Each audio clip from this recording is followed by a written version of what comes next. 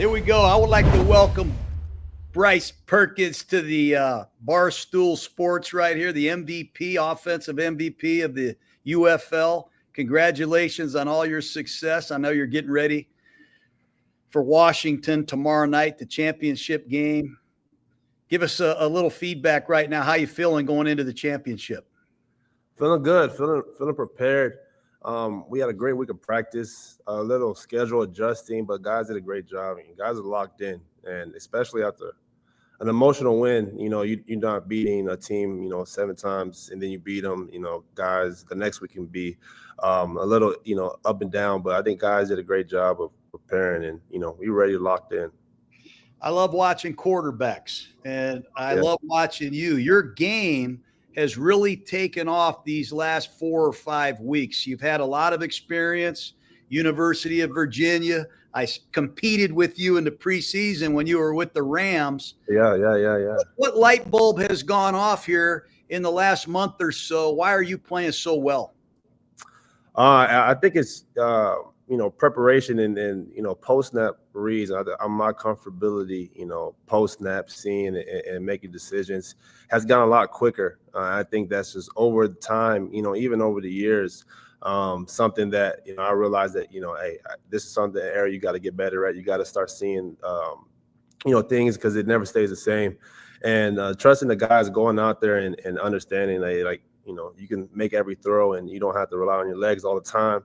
And, when I do kind of get out there and start running around, guys pop open. It's hard for those guys to stick to, these receivers when they're, in scramble drill and everything like that. So, making sure I get the guys involved and let the playmakers make plays. Bryce Perkins, MVP quarterback of the Michigan Panthers. You have a head coach named Mike Nolan who's got a lot of experience in the NFL. Defensive head coach. He was always a pain in the ass to go against. But just give me a little update on your offensive coordinator. Here's a guy that I don't even think I can pronounce his name. Yeah. Tell me who's calling the plays and coming up with this stuff. Yeah, Marcel Bellafeu. Say that again, Bellafeu.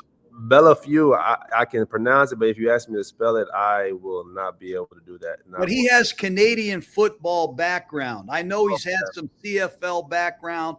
You guys spread the field, a lot of RPOs, a lot of cool plays. Yeah. A little summary of what you guys are doing offensively that's so hard to defend. Yeah, I mean, he comes from the CFL, man, and in the CFL, if you're not throwing for 5,000, you're wrong. So he's had to dial it down even a lot. Just kind of coming here, if he could, he would pass the ball, 80% of the time. But we have such a great, run blocking O-line, man, and backs that it's hard to really stop that. And with the rules in the UFL, you get 3 yards for the lineman downfield. So the RPOs become very viable. How we dress it up and how we, orchestrate it, if you want to stack the box, we got guys winning one-on-ones outside. And with our backs running so good, then the play action comes into the game. And running the ball makes everything so much easier. So we lean on that. And I think last week there was a drive we only ran RPOs down the whole field and scored when we needed to late in the fourth quarter to kind of run the clock off.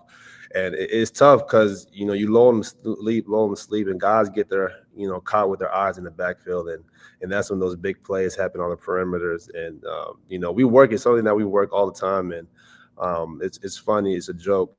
We put in all these plays.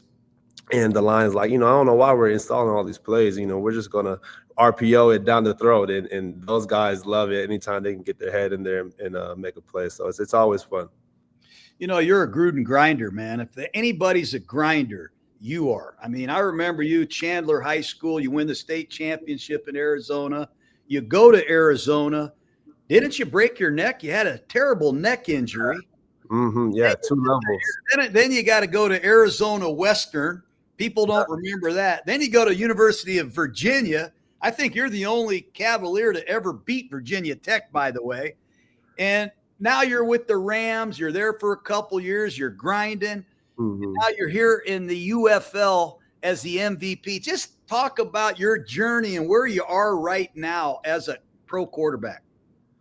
Yeah, I think all those stops and all those challenges kind of helps you prepare and helps me prepare for whatever comes next adversity wise, right? Like I broke my neck and the doctor said I may not play again.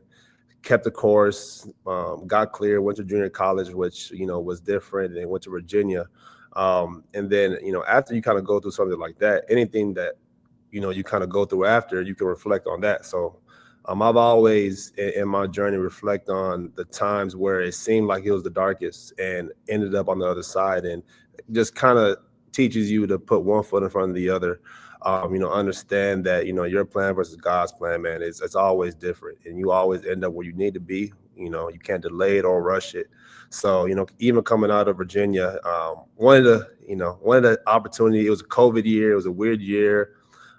Pro days got canceled. I didn't get invited to the combine, went undrafted to the Rams. And, after all that, it was still a shot. And that's all I needed to kind of continue to put my stamp, in my game and on the game. So now in, this year, after spending some time with the Rams and coming here halfway through the year last year, just, it's still on my heart to play football. I love football. I love the guys. That's the best part of it. And, I continue to see improvements in my game. And that's, a sign for me just to kind of keep going, and, whatever happens, happens. Well, tomorrow night, 8:00, St. Louis. Yeah. This is where my mom's from. So I got a lot of family in town, so it's going to be a good one. What do you see from the Destroyers defense? I know they're going to give you some exotic looks. They're one of the few defenses in the UFL I've seen that can give you some exotic pressure packages, and just an idea how you guys going to attack them. Yeah. No, they're definitely, physical, up front, always going to give you at least, 5-man. They're going to try to get 5-man down, 5-man rushes. And, on the back end, there's going to be a lot of one-on-one opportunities, and for us, it's be the one-on-ones to make a play. So, we're dialed up. We got some good schemes and concepts to attack the different things they're going to do. We know they're going to throw the house at us, and, which is good. And it's also, it's you got to make a play on the back end. If you don't get home, those are when the big plays happen. So we got to be efficient. I got to be efficient, and make sure we're dialed in and understand where I'm going with the ball pre and post snap. Well, the fans that are watching, they're going to get to see a Michigan Panther offense that can do a lot. Maybe just give me a quick snapshot on this running back. I like this guy, Tua Tower. He's from Nevada.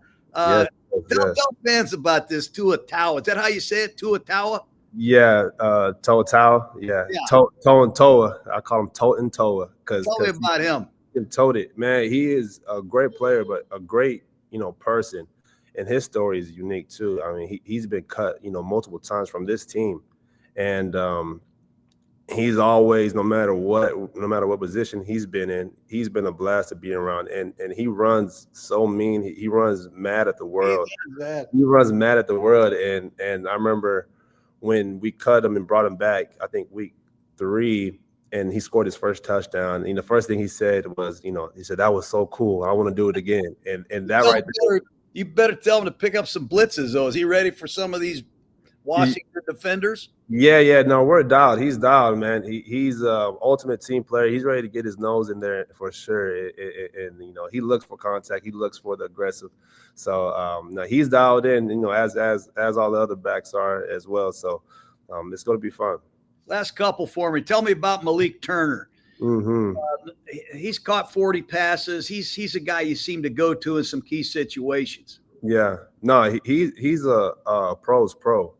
I had an opportunity in Arizona. He stays in Arizona. I stay in Arizona. It kind of just worked out that we were there at the same time when he got signed, and we've been working together since January. So building that chemistry, and anytime we throw film on, I throw film on at the house because he's my roommate. He's always like, "Hey, you watching down there?" And then I just hear his footsteps come out of his room and come down, and he's so eager to learn and so reliable that anytime I kind of understand where he's going. He understands where where I need him to be, and he's strong. He's super strong lower body too as well. So he catches these 5-yard passes and he breaks a couple tackles and turns to explosive. So when you have guys like that, it takes a lot of pressure off you when you can have somebody reliable. As with a lot of the other guys too as well. But he definitely is a pro's pro, and he's been in a lot of places. He's seen a lot of ball, and he understands where he fits in the offense. There's a lot of guys I think that are curious about the UFL. And I'm sure you were curious yourself what this league is all about, if it's going to be beneficial to you in your future. Tell me about being in this UFL and what's the experience like, and would you recommend it to other young quarterbacks that are out there? Yeah, it's been a blast, and I think it's getting better. It's gotten better every year. Every year it's been around. More talent's coming. The level of play is high, and it's getting even higher. I think that if anybody has an opportunity to join the UFL, it's definitely something that you have to take a look at, and you can't be too hell bent on I can only play in this league, right? Because at the end of the day, if you want to give yourself a best opportunity and you're not playing, come to the UFL and really give yourself a shot against some good talent. We got a first-round pick here, second round, a couple second-round, third rounds as well. And it's competitive ball. It's a little different, obviously, with certain things, right? All the teams are in Dallas or Arlington, and practice-wise and resource-wise. But, at the end of the day, you strapping up the helmet and competing against guys that, are hungry. And everybody has a different goal here. Everybody has a different passion on why they play. But, at the end of the day, everybody plays for each other, which is, what I love about it. The passion reminds me of like college football. It reminds you of college football, how guys just love to play ball. So, well, you tell Coach Nolan we haven't got a box yet from the Michigan Panthers. We've been opening up all these boxes. We haven't got anything from you guys. I mean, hell. Can you help me? I didn't know that. So I'm gonna make sure. I would be wearing it, but I don't have anything. But I got to ask you this. I don't want to be distracting or whatever. Do you have goals and vision of getting back into the NFL after this season is over, based on your accomplishments? Yeah. I mean, I definitely want to get another shot in. I think everything from leaving the NFL to coming here was necessary for my growth as a player.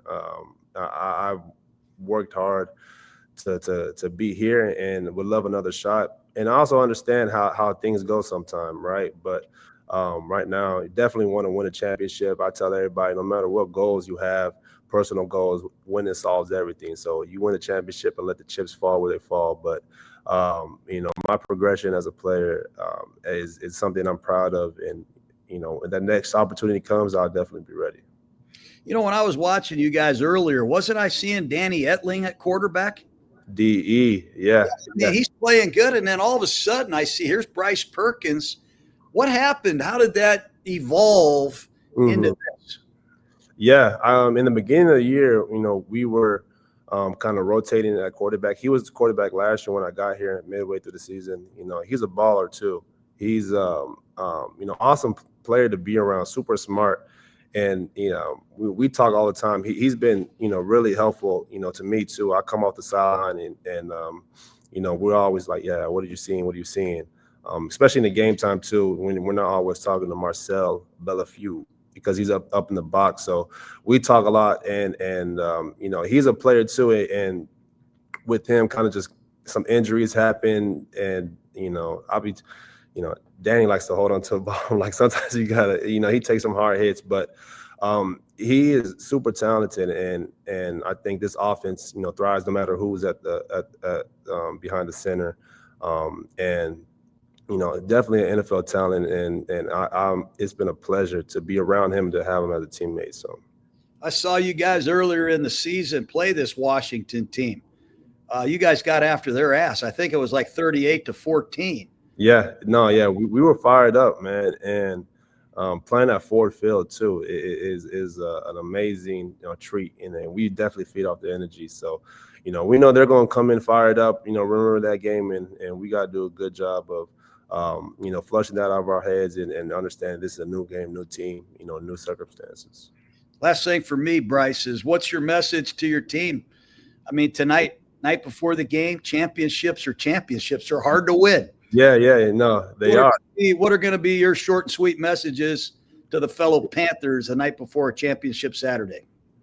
I think it's the same. I mean, it's going to be, there's going to be plays where it goes your way that maybe it shouldn't. There's going to be plays that don't go your way that, maybe should, right? Calls that are not called, calls that are called, and kind of just keeping, one step in front of the other. It's 4 quarters and not getting too down on the plays that just happened or looking forward to, plays that have to happen, one step at a time. And continue to execute, no matter if you're up or down, you got to continue to do the little things.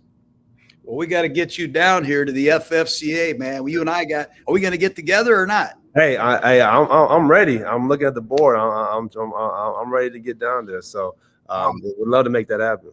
You take care of these Washington Destroyers. You get that championship, and then you and I will get together. We'll get to work on some other stuff. Yes, sir. That sounds good. Appreciate you, Coach. Great having you here, Bryce. Good luck, man. Love watching you. Congratulations on the MVP award. Thank you so much. All right. Appreciate See you.